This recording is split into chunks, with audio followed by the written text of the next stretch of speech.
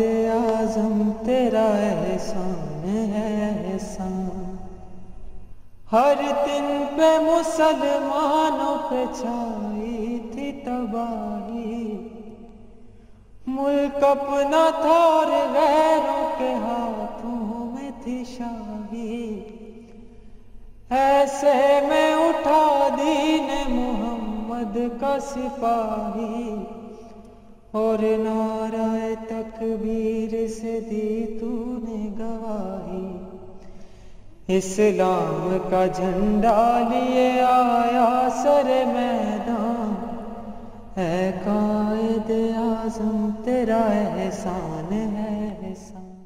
مسلمان مصیبت میں گھبرایا نہیں کرتا،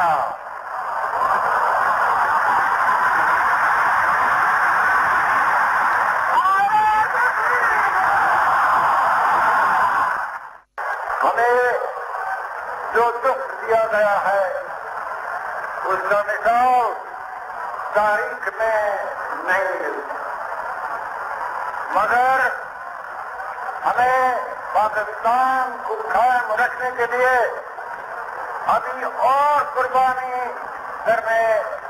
کرنا ہوگی۔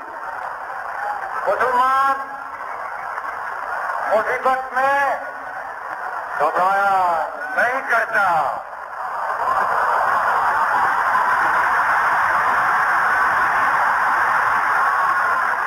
ہمارے حوصلے بلند ہے،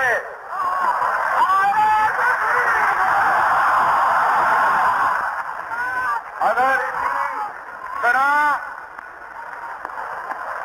تمام ملت ہمت اور صبر کے ساتھ کام کرتی رہی تو ہماری یہ مصیبتاں انشاءاللہ بہت جلد ختم ہو جائے۔ یوں بھی ہمیں آزادی کی دنیا ہوئی حیران، اے قائد اعظم تیرا احسان ہے احسان، یوں بھی ہمیں آزادی کی دنیا ہوئی حیران، اے قائد اعظم تیرا احسان ہے احسان۔ یوں دی ہمیں آزادی کہ دنیا ہوئی حیران، اے قائد اعظم تیرا احسان، واقعی تیرا احسان۔ السلام علیکم ناظرین، میں ہمسد تین ڈاکٹر بابر اعوان آپ کو خوش آمدید کہتے ہیں آج کے پروگرام میں۔ بانی پاکستان قائد اعظم رحمۃ اللہ کا 67واں یوم وفات، اس پر آج خصوصی گفتگو ہمارے پروگرام میں شامل ہے۔ اقتدار کے ایوانوں کے بند دروازوں کے پیچھے کی خبریں بھی ہم آپ کو آج دیں گے۔ سانحہ 9/11، ملزم دوسرے ملکوں کے سزا پاکستان کو، ایسا کیوں؟ ہمارا آج کا سوال۔ بھارت ہندو مذہبی ریاست ہے، قانونی ثبوت سے انکشاف، کون سیکولر، کہاں کا سیکولرزم، بھارتی چہرہ کریں گے ہم بے نقاب، میٹرو راج میں زہریلا سپرے، یہ بھی جانیے گا۔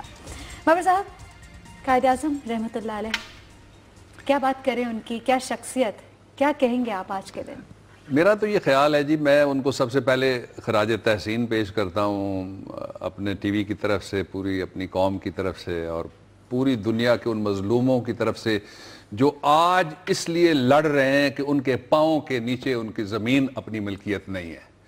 آج کوئی ایریٹریا سے پوچھے، آج کوئی منڈاناؤ سے پوچھے، آج کوئی فلسطین سے پوچھے، آج کوئی عراقی مہاجرین سے پوچھے، آج کوئی شام کے مہاجروں سے پوچھے، آج کوئی ان سے پوچھے جو 32 50 لاکھ دوسرے ملکوں کے دروازوں کے سامنے جا کے دروازے کھٹکھٹا رہے ہیں، دروازے کھل نہیں رہے، موت کا در کھلا ہوا ہے۔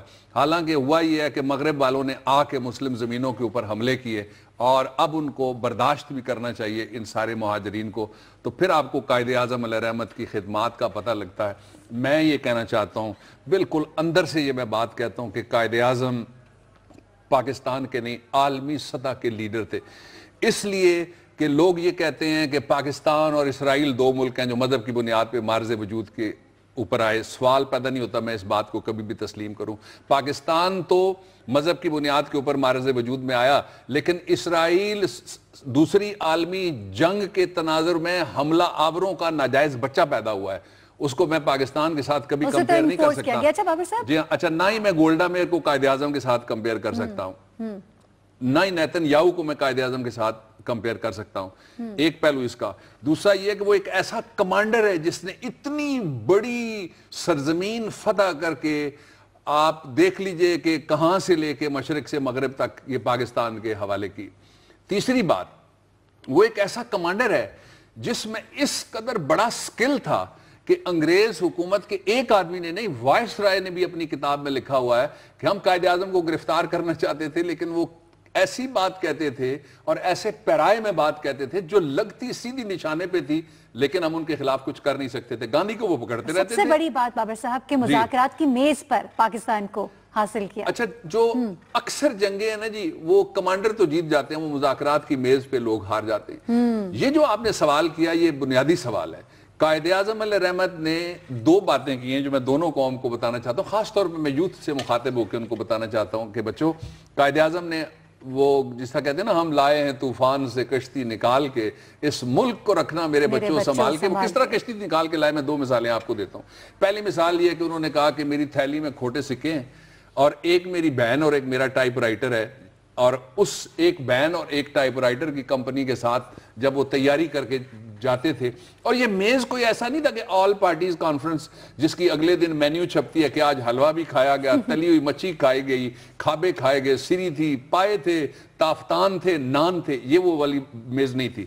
میز وہ تھی جس پہ انتہائی عیار اور مکار ہندو لیڈرشپ ایک طرف بیٹھی ہوئی ہے, دوسرا پاکستان کی مخالفت کرنے والے کانگریسی مولوی حضرات بیٹھے ہوئے, تیسرا کانگریس بیٹھی ہوئی ہے, اور چوتھا فریق کون ہے, تاج برطانیہ.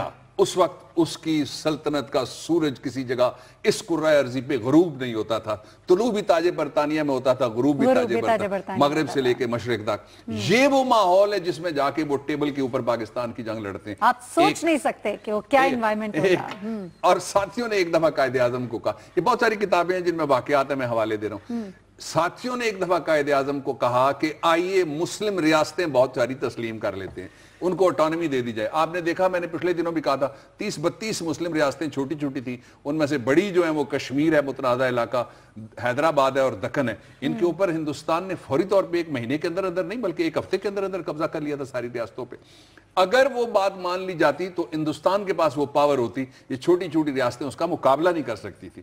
اور قائد اعظم کے یہ لفظ ہیں کہ اگر میں اس کا ترجمہ کر رہا ہوں کہ ڈاک کے ٹکٹ کے سائز کے برابر بھی مجھے ملک ملے گا تو میں اس کا نام پاکستان رکھوں گا, پاکستان سے کم کسی بات پہ میں راضی ہونے کے لیے تیار نہیں ہوں. یہ تھا وہ ہمارا فادر آف دی نیشن, جذبہ, وہ لیڈرشپ, یہ تھے وہ ہمارے بانی پاکستان. اچھا ایک اور پہلو بھی ان کی زندگی کا وہ یہ ہے کہ وہ اس قدر ڈسپلن کے پابند تھے, جو یونٹی فیتھ ڈسپلن ہمیں وہ دے کے گئے, وہ اس قدر اس کے پابند تھے کہ ایک فنکشن میں ہمارے جو فرسٹ پرائم منسٹر تھے پاکستان کے, شہید ملت خان لیاقت علی خان صاحب, وہ آگئے لیٹ, قائد اعظم پہنچ گئے پہلے. انہوں نے لیاقت علی خان کی وزیر اعظم کی کرسی اٹھوا دی. آپ تو دیکھیں نا, دوڑو بھاگو ہٹو بچو, آگے سوٹیاں مارنے والے ہوتے ہیں کہ وزیر اعظم نے گزرنا ہے, 5 گھنٹے پہلے سڑک بند ہو جاتی ہے, لوگ رکشوں میں مرتے رہتے ہیں اور پھر نام اپنا ہڑتال خان رکھ لیتے ہیں, اور لوگوں کے بچے پیدا سڑکوں پہ ہوتے ہیں,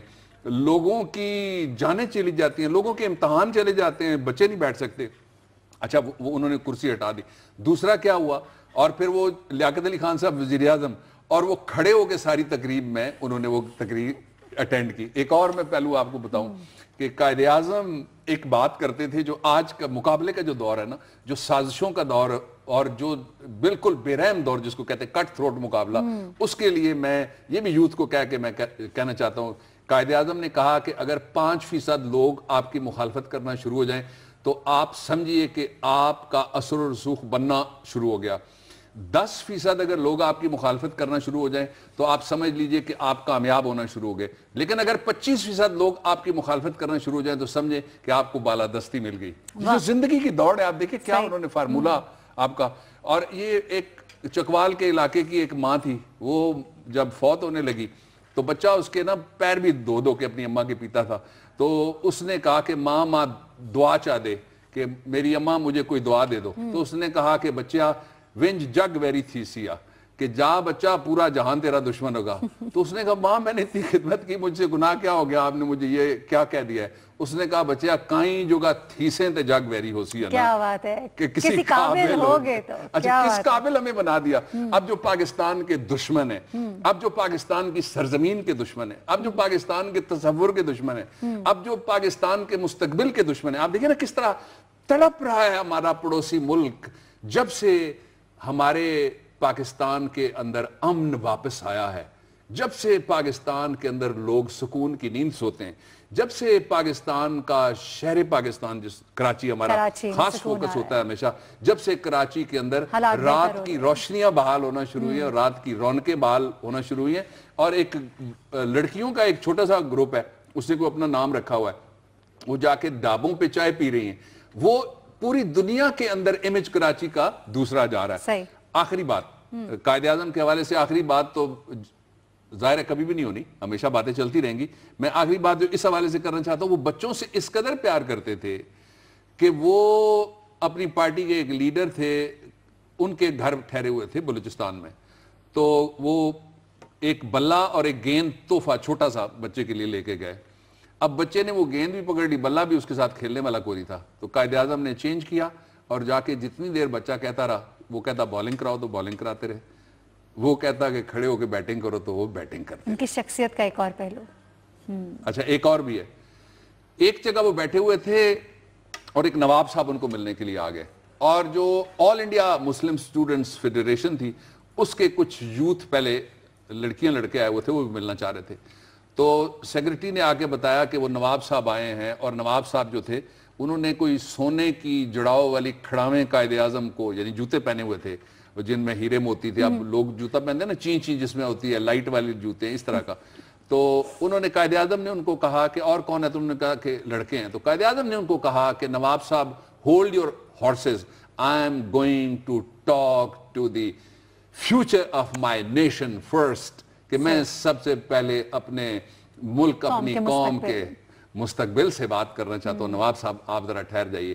اب یہ قائد اعظم رول ماڈل تھے, رول ماڈل ہیں, اور وہ ترقی کی ایک روشن مثال بھی ہیں کامنر سے. وہ کہاں سے اٹھے, ایک چھوٹا سا کنور گاؤں, وہیں سے ان کی تعلیم کا آغاز. یہ بامبے کراچی تو بہت بات کی بات ہے, کسی وقت پھر وقت آیا تو 25 دسمبر کو اور بات کریں گے قائد اعظم علیہ رحمت کے بارے میں. بابا صاحب ذکر جب شروع ہوتا ہے دل کرتا ہے باتیں ان کی سنتے جائیں. بانی پاکستان قائد اعظم رحمۃ اللہ علیہ کا آج یوم وفات ہے, اور ابھی آپ نے جوانوں کا ذکر کیا تو بہت محبت تھی انہیں اپنے جوانوں سے, جن کو وہ قوم کا معمار کہتے تھے. ہم ذرا آگے بڑھتے ہیں اور بات کر لیتے ہیں ذرا قومی منظرنامے کی.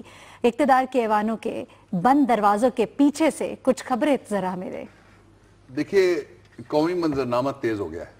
اچھا, قومی منظرنامے کو جیٹ سپیڈ رکھتی جا رہی ہے. قومی منظرنامے میں کچھ مسکراہٹیں ہیں, کچھ گھبراہٹیں ہیں, کچھ پریشان ہیں, کچھ حیران ہیں قومی منظرنامے کے. اچھا بہت ساری باتیں ایسی ہیں جو لوگوں کے ذہنوں میں سوال ہیں, بہت ساری باتیں ایسی ہیں جو ذاتی مجلسوں میں بھی ہو رہی ہیں. ان سوالوں کو میں جواب دینا چاہتا ہوں. ذرا میں کہوں گا دیکھنے والے اختلافی نوٹ کے اور دنیا ٹی وی کے ہمارے ساتھ رہیں. سب سے پہلے آپ نے دیکھا کہ پاکستان کے شاید ہی کوئی ایسا ٹیلی ویژن نیٹ ورک ہو جس کے اوپر, اور اخبارات ہوں یا print media, electronic media, social media, جس کے اوپر ایک سوال آج کل نہ اٹھ رہا ہو. وہ سوال یہ ہے کہ are we going to change generals in the middle of the war, کیا جنگ کے درمیان ہم اپنے جرنیل تبدیل کر سکتے ہیں. میں کمانڈر ان چیف کی بات کر رہا ہوں, ٹھیک ہے, میں جنرل راحیل کی بات کر رہا ہوں. اچھا یہ آپ نے اوپینین سب اور اوپینینز کے وہ چھوٹے چھوٹے پولز ہیں جو ویژولز کے ساتھ ہیں, وہ دکھائے جا رہے ہیں ٹیلی ویژن کے اوپر. اچھا اس سے ایک گروہ ایسا ہے اسلام آباد میں جو بہت گھبرا گیا. اچھا اس گروہ کی ایک میٹنگ ہوئی ہے. اب آپ نے کہا کہ بند دروازے کے پیچھے سے خبر آپ کو چاہیے, تو میں وہیں سے شروع کر دیتا ہوں جس طرح آپ نے میڈم حکم کیا ہے.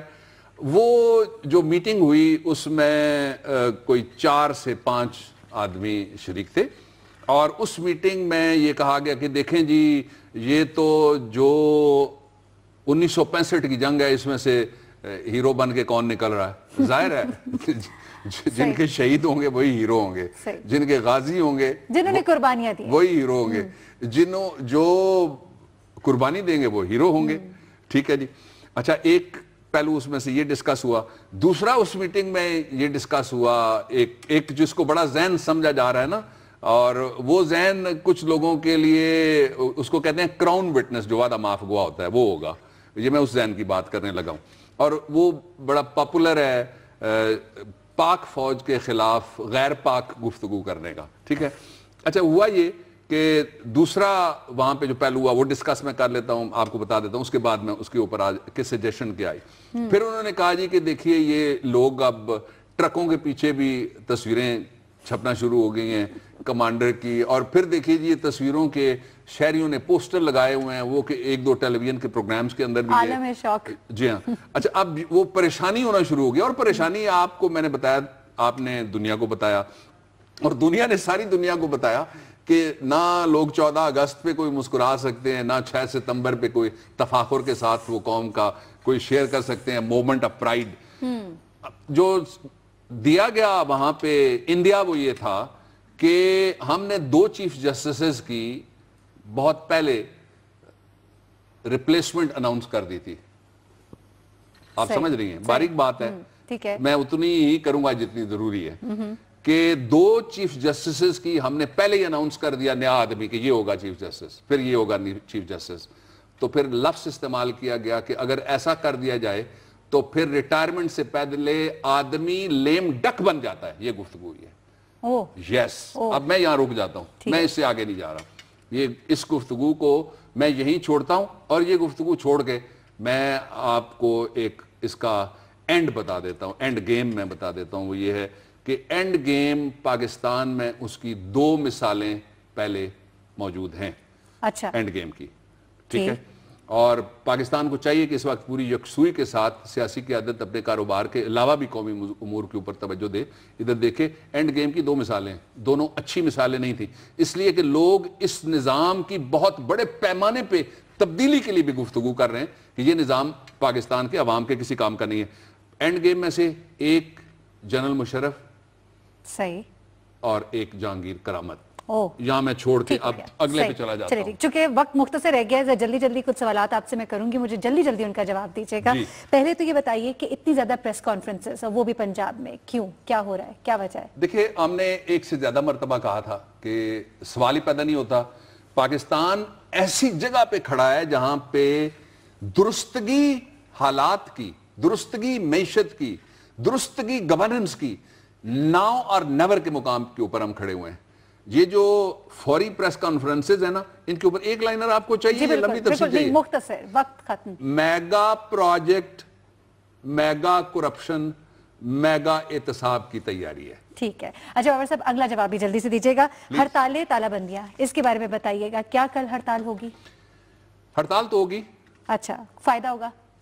فائدہ بھی ہوگا, اس لیے کہ پیپل امپاورمنٹ سے فائدہ ہوتا ہے. آپ نے دھرنے سے دیکھا نہیں کتنی پیپل امپاورمنٹ ہوئی ہے, لوگوں میں کتنا شعور آ گیا, شعور, لوگوں کو پتہ لگ گیا حق کیا ہے, لوگوں کو پتہ لگ گیا کہ سیاسی باطل کیا ہے. اچھا اب ایک اور پہلو اس کا, تاجروں کے ساتھ حکومت کی پوری تیاری یہ ہے کہ ان کے ساتھ یہ دست و گریبان, میں نرم لفظ استعمال کر رہا ہوں, اور تاجروں کے ساتھ وہ لڑنے کے لیے جا رہے ہیں. یہ میں تاجروں کو بھی بتا دیتا ہوں, تاجروں کے ساتھ وہ لڑیں گے, اور ان کی لڑائی کی پوری تیاری ہے جو انتہائی غلط اور انتہائی ناقص اسٹریٹجی ہے. تاجروں کی بات سنیں, تاجروں کی بات مانیں. ٹھیک ہے. اچھا آخری سوال جلدی سے جواب اس کا بھی چاہیے, نیشنل ایکشن پلان پر, کیونکہ ہر جگہ بات ہو رہی ہے, ہم بھی ضرور کرنا چاہتے ہیں کیونکہ اس کے اہم قانونی جو پہلو ہیں ان پہ آپ کی کافی نظر رہی ہے, آپ کا انپٹ بھی رہا ہے, تو جلدی سے بتا دیجئے کہ کیا ہے, کس طرح دیکھتے ہیں آپ اس 3 انڈیکیٹرز. جی پہلا جلدی سے جو بتایا جا سکتا ہے, انڈیکیٹر نمبر 1 یہ ہے کہ کیا تبدیلی آ رہی ہے نیشنل ایکشن پلان کے بعد یا آ چکی ہے. لوگ تو کہتے ہیں کہ آ چکی ہے. آپ پشاور میں کسی کو بھیج کے پوچھ لیجئے,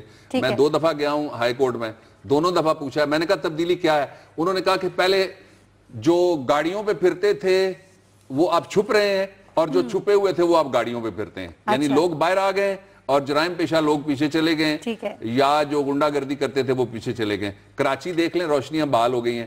ایک انڈیکیٹر اس کا. دوسرا انڈیکیٹر یہ کرائم ریٹ دیکھ لیں, آپ سندھ کا کرائم چارٹ نکال لیں, وہ دیکھ لیں کہ کیا ٹھیک ہوا یا نہیں ہوا. پشاور کا نکال لیں, ٹھیک ہوا نہیں ہوا, میں سمجھتا ہوں ٹھیک ہوا. اور تیسرا یہ ہے کہ ایکشن جاری ہے, آن گوئنگ ہے. اس سے اچھی کیا بات ہو سکتی ہے؟ نتائج دے رہا ہے, ایکشن آگے بڑھ رہا ہے. چلے بالکل ٹھیک ہے, اور آنے والے وقتوں میں اچھے مزید نتائج سامنے آئیں گے. ناظرین یہاں پہ بریک لیں گے, بریک سے جب ہم واپس آئیں گے تو ہم نے ضرور بات کرنی ہے 9/11 کی. جی ہاں, 9/11 جہاں ملزم دوسرے ممالک کے سزا پاکستان کو کیوں ملتی رہی, اس پر بہت ہی خاص گفتگو ہوگی. ہمارے ساتھ رہیے گا.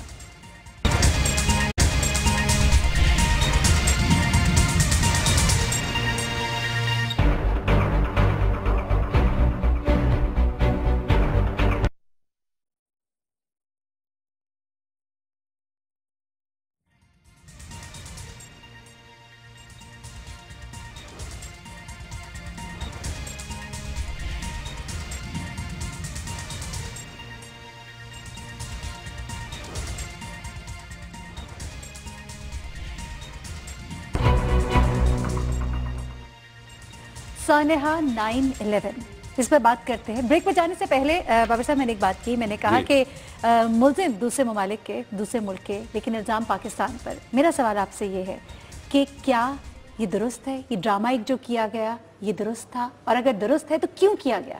اچھا, ایک نئے انداز سے اس پہ جو تبصرے ہو چکے ہیں وہ ہم نہیں کریں گے آج. کچھ نئی معلومات ہیں جو قوم کے سامنے رکھیں گے, اور دونوں طرف کی ہم بات رکھ دیں گے تاکہ قوم صحیح فیصلے پہ پہنچ سکے. پہلا تو یہ جو آپ کا سوال ہے یہ بنیادی ہے, وہ یہ ہے کہ جو لوگ تھے وہ سب کے سب سعودی عرب کا بتایا گیا کہ وہاں سے ان کا تعلق ہے, رہتے سارے وہ امریکہ میں تھے. انہوں نے ٹریننگ امریکہ کے اندر حاصل کی, پلاننگ امریکہ کے اندر ہوئی, اور پھر اس کی ایکسیکیوشن جو تھی وہ بھی, منصوبہ بندی بھی, عمل درآمد بھی امریکہ کے اندر ہوا. پاکستان کا کوئی تعلق کسی پاکستانی کا کوئی دور دور سے واسطہ بھی نہیں تھا. پھر افغانستان میں جن لوگوں پہ امریکہ نے حملہ کیا ان لوگوں کو رونالڈ ریگن خود لے جا کے ان کے استقبال کرتا رہا. یہ بھی ایک کانٹرڈکشن ان ٹرمز تھی. لیکن اب آ جاتے ہیں, دو اس کے اوپر ویوز ہیں. پہلے میں میجورٹی ویو آپ کے سامنے رکھتا ہوں, پھر اختلافی نوٹ پہ بھی چلے جائیں گے کہ ڈائسنٹنگ ویو کیا ہے. جو میجورٹی ویو ہے کنٹرول ڈیمولیشن تھی, یعنی بلڈنگوں کو گرانے کے لیے جب بلڈنگیں گرائی جاتی ہیں, اس کے اوپر بہت ساری ڈاکیومنٹریز موجود ہیں اور فوٹیجز موجود ہیں. جو ڈاکیومنٹریز کے اندر بھی وہ ایسی جگہ پہ دھماکہ خیز مواد لگایا جا سکتا ہے کہ بلڈنگ یوں گرے گی, وہ بلڈنگ یوں نہیں گرے گی, ساتھ نہیں بلڈنگ گری. یہ پہلی تھیری یہ ہے کہ کنٹرول ڈیمولیشن تھی. اب اس کو امریکہ میں بہت پاپولرٹی ملی ہے اس تھیری کو, کنٹرول ڈیمولیشن کی. دوسری تھیری یہ ہے پینٹاگون کے اوپر, وہ جو پینٹاگون کو جو بلڈنگ کو زخم سائز کا تھا کہ وہ جہاز کے گرنے سے نہیں ہو سکتا. جہاز اگر کوئی سیسنا ہوتا تو اتنا ہو سکتا تھا. وہ یہ کہا گیا کہ پینٹاگون کے اوپر ہوم میڈ میزائل مارا گیا تھا. ہوم میڈ کا مطلب ہے امریکہ میں بنا ہوا, امریکی اندر پھر یہ کام کیا. یہ دوسری تھیری ہے, یہ بھی بڑی پاپولر تھیری ہے, اس کے اوپر بہت سارا لکھا گیا ہے. اچھا, تیسرا جو ہے یہ گریٹ گیم وہ تیار کر رہے تھے, جس کے اوپر جا کے انہوں نے مسلم زمینوں کے اوپر اپنی مرضی کی ایک جنگ, وارن ٹیرر پہلے کریٹ کرنی تھی, پھر وہ لڑنی تھی, اور پھر اس کو مسلط کرنا تھا. آج دیکھیں ساری صورتحال وہ سامنے ہے. چوتھا کیا تھا؟ نیا پرل ہاربر. ایک نیا پرل ہاربر, جس طرح جاپانیوں نے ایک جزیرے کے اوپر حملہ کیا نا جی, اور اس کے جواب میں دنیا کے اوپر انہوں نے اپنا راج مسلط کر دیا. پھر کولڈ وار یعنی سرد جنگ کے حوالے سے آج آپ کو یاد ہے یہ جو آرمی چیف نے کہا کہ ہم کولڈ سٹارٹ کے لیے بھی, ہاٹ سٹارٹ کے لیے بھی تیار ہیں, تو وہ کولڈ وار کی بات ہے انفیکٹ. اچھا, اس کا جو نیا پرل ہاربر چوتھا نظریہ. پانچواں نظریہ بڑا زبردست ہے. پاکستان میں بھی پرائیویٹائزیشن ہو رہی ہے, اداروں کو پھینکا جا رہا ہے, اور بعد میں پتہ لگتا ہے کسی کا چیک کیش نہیں ہو رہا ہے, کوئی کمپنیاں جعلی ہیں, کوئی دوستوں کی ہیں. تو اس کو کہتے ہیں it was the game of privatisation. یہ جو World Trade Centers, twin towers جن کو کہتے ہیں, یہ پہلے سرکاری ملکیت تھی. کچھ دن پہلے, فوراً پہلے بلکہ اس حادثے کے ان کو پرائیویٹائز کیا گیا تھا. پھر ان کو بہت بڑے پیمانے پہ رقم ملی ہے جنہوں نے یہ خریدا تھا. اچھا, ایک پہلو یہ ہم نے آپ کے سامنے رکھ دیا. اب جو دوسرا پہلو ہے وہ یہ ہے, جو مسلمان تھے ان کا موقف یہ تھا. سب سے پہلے صدام حسین جس پہ حملہ کیا گیا, صدام حسین نے اس کو ام الحرب کہا تھا کہ it is mother of all the wars, یہ جنگوں کی ماں ہے. اس وقت یہ نظر نہیں آ رہا تھا کہ یہ آدمی کیا کہتا ہے کہ یہ جنگوں کی ماں ہے. آج آپ دیکھ لیں کہ صدام حسین کے جانے کے بعد عراق کس صورتحال میں دو چار ہے. آج آپ دیکھ لیں لیبیا کے ساتھ کیا ہوا, آج آپ دیکھ لیں شام کے ساتھ کیا کیا جا رہا ہے اور کون کر رہا ہے, آج آپ دیکھ لیں ایجپٹ کے اندر کیا صورتحال ہے, آج آپ لبنان کے اندر صورتحال دیکھ لیں, آج آپ الجیریا کے اندر, مراکش کے اندر, ٹونیزیا کے اندر جو واقعات سارے ہو رہے ہیں وہ یہ ظاہر کرتے ہیں کہ یہ ایک ام الحرب mother of all the wars تھی. اچھا ایک پہلو. دوسرا یہ ہے کہ وہاں اینالسٹ ہیں جنہوں نے یہ ثابت کیا ہے کہ اپنے نقطہ نظر سے ثابت کیا ہے, کوئی جوڈیشل کنسنسس نہیں ہوا امریکہ کے اندر, عدالت میں ثابت نہیں ہوا, ایویڈنس کے ذریعے سے ثابت نہیں ہوا, انہوں نے انالیسس کے ذریعے سے اور سرکمسٹانشل ایویڈنس کے ذریعے سے ثابت کیا ہے کہ یہ امریکہ اور اسرائیل نے مل کے یہ کام کیا تھا تاکہ وہ مسلم ممالک جن کے پاس لڑنے والی فوجیں, اکثر کے پاس تو بینڈ باجے والی رہ گئی ہیں نا, اب لڑنے والی فوج ایک اللہ تعالیٰ نے قائد اعظم کی دی ہوئی, اللہ تعالیٰ کی اس عطا کردہ نعمت جس کو ہم پاکستان کہتے ہیں, اس کے پاس باقی رہ گئی ہے. باقی انہوں نے تقریباً ڈیمالش کر دی ہیں ساری کی ساری فوجیں ساری دنیا سے. یہ دو ویوز جو ہیں وہ سامنے آئے ہیں. لیکن یہ جو 9/11 ہے اس نے سب سے زیادہ مسلمانوں کو ہر طریقے سے متاثر کیا ہے, ان ملکوں میں رہنے والے مسلمانوں کو بھی کیا اور اپنے ملکوں میں بھی رہنے والے. وہاں تو اگر کوئی قانون بگڑتا ہے, بدلتا ہے, بنتا ہے, ان کا حق ہے وہ کرتے رہیں, لیکن مسلمانوں کے اپنے گھروں کے اندر بھی ان کا رہنا مشکل ہو گیا ساری مسلم امہ کے لیے. یہ بڑی تبدیلی آئی ہے اس کے. اچھا بابر صاحب, پوری دنیا میں جہاں جہاں مسلم امت موجود ہے, ممالک موجود ہے, وہاں پہ تبدیلیاں آئی, پاکستان پہ بھی اس کے اثرات ہوئے. چونکہ وقت مختصر ہے, صرف یہ بتائیے یہ اثرات ختم ہوں گے؟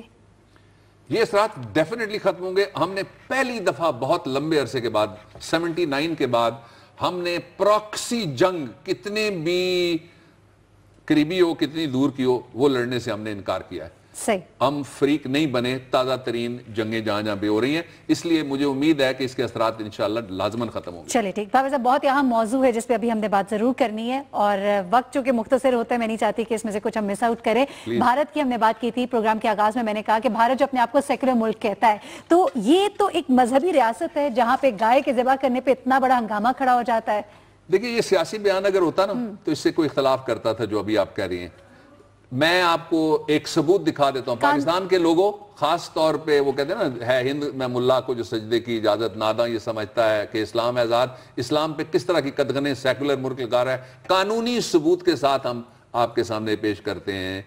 یہ والا دفعہ جو انڈین پینل کوڈ کے اندر ہے اس میں لکھا ہوا کیا ہے اور اس کے اوپر مقبوضہ کشمیر کے ہائی کورٹ میں سے فیصلہ کیا ہوا ہے. ذرا پہلے دکھائیے جی, یہ انڈین پینل کوڈ 1860 ہے جی. ہوا ہوا یہ کہتے ہیں کہ جو بھی کسی کے مذہبی جذبات کو مجروح کرے گا, اس کے لیے کوئی الفاظ بولے گا ریٹن یا سپوکن, یا کوئی سائن یا ریپرزنٹیشن وہ کرے گا, تو اس کو سمجھا جائے گا کہ اس نے کسی کے جذبات مجروح کر دیے. 295 اے انڈین پینل کوڈ کا. 298 پہ جائیے پروڈیوسر,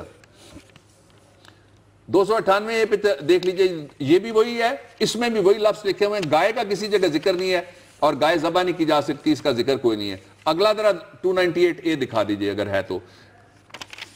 ٹھیک ہے, نہیں ہے تو جج پہ چلے جائیے جی. جج پہ جائیے کہ جج کون ہے, میں ذرا بتاؤں کہ انہوں نے فیصلہ کیا کیا ہے.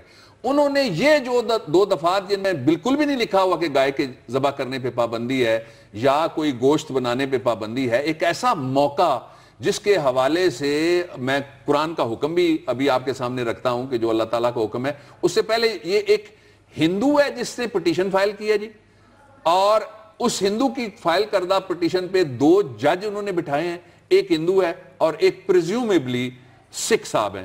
ان دونوں نے کتنا پریجوڈسڈ بائسڈ, یہ دیکھ لیجئے جی, یہ 2 آگے جسٹس جنک راج کوتوال اور جسٹس دھیرج سنگھ ٹھاکر, یہ 2 ہیں جنہوں نے یہ فیصلہ دیا ہے کہ مقبوضہ کشمیر میں پکی پابندی لگ گئی اور کوئی بھی وہاں پہ گائے ذبح نہیں کر سکتا. تو پھر عید الاضحیٰ پر کیا ہوگا بابر صاحب؟ دیکھیں جی, قربانی ہوگی اور کیا ہوگا, لوگوں نے کی ہے نا جی. اگر وہ ہے, ایک فوٹیج تھی ہمارے پاس, اگر وہ ہے تو وہ بھی دکھا دیں بے شک کہ وہاں عورتوں نے بھی قربانی کی ہے پہلی دفعہ. اچھا پھر دوسرا یہ ہے کہ یہ قرآن حکیم میں لفظ آئے ہیں کہ قربانی ہوگی. یہ قربانی کی ویڈیو آ گئی جی, یہ خواتین نے احتجاج ریکارڈ کرا ہے. کشمیر مسلم اکثریتی علاقہ ہے, وہاں پر سنت ابراہیمی ادا کی انہوں نے, سنت اسماعیلی ادا کی انہوں نے, حج کا جو مناسک میں سے ایک انتہائی امپورٹنٹ فرض ہے وہ انہوں نے فریضہ ادا کیا ہے. اچھا اب قرآن حکیم میں دونوں آئے ہیں, ایک اونٹ کا لفظ بھی کہا گیا ہے اور ساتھ کہا گیا ہے گائے ان کی قربانی کرنی. مقبوضہ کشمیر میں بین الاقوامی تنظیموں سے میں مطالبہ کرتا ہوں اور پاکستان کی حکومت بھی بولے قربانی کا موقع ضرور ملنا چاہیے اور لوگ کسی قیمت پہ پیچھے نہیں ہٹیں گے. بالکل صحیح, ایک مذہبی فریضہ ہے اور اس سے روکا نہیں جانا چاہیے, خاص طور پہ مسلم اکثریت علاقوں میں تو بالکل بھی نہیں. ناظرین یہاں پہ بریک لیں گے, بریک سے جب ہم واپس آئیں گے تو بہت سی اہم باتیں, آپ کے بھی پیغامات, آپ کے بھی سوالات پروگرام میں شامل کریں گے. ہمارے ساتھ رہیے.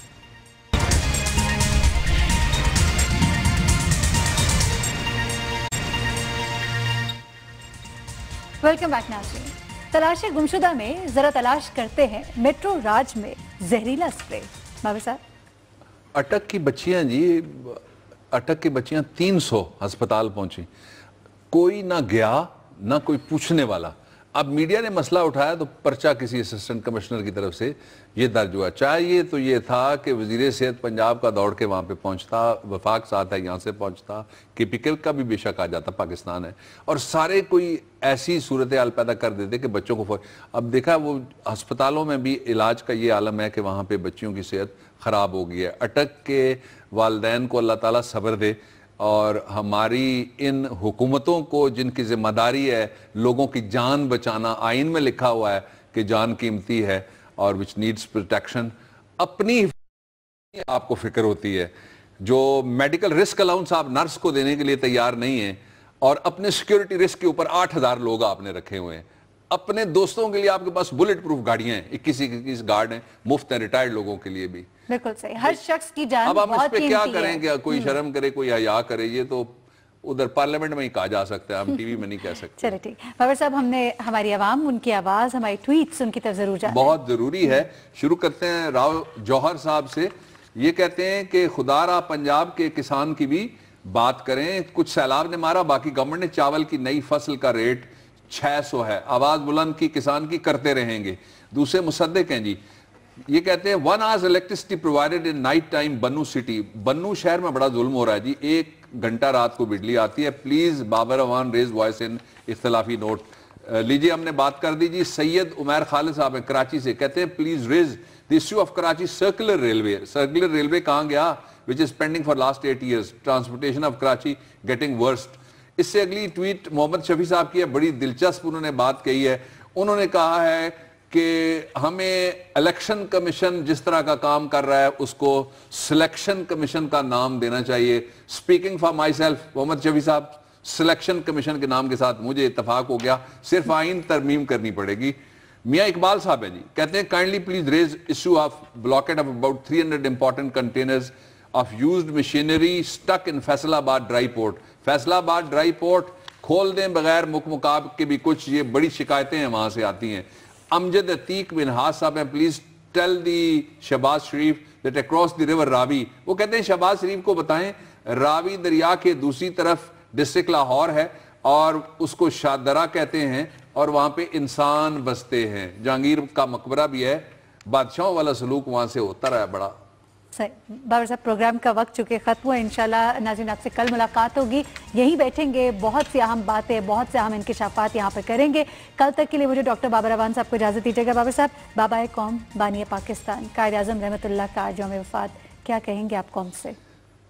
پوری قوم کہتی ہے کہ تو باب قیادت ہے, معیار سیاست ہے, توقیر فراست ہے, تو حسن صداقت ہے, تو قوم کا سرمایہ, تو قوم کی عظمت ہے, تو کتنا بڑا انسان اے بانی پاکستان, تو قائد اعظم ہے, تو جود مجسم ہے, شولوں پہ مسائل کے تدبیر کی شبنم ہے, آزادی پاک وطن تیری کاوش پہم ہے, تو کتنا بڑا انسان اے بانی پاکستان.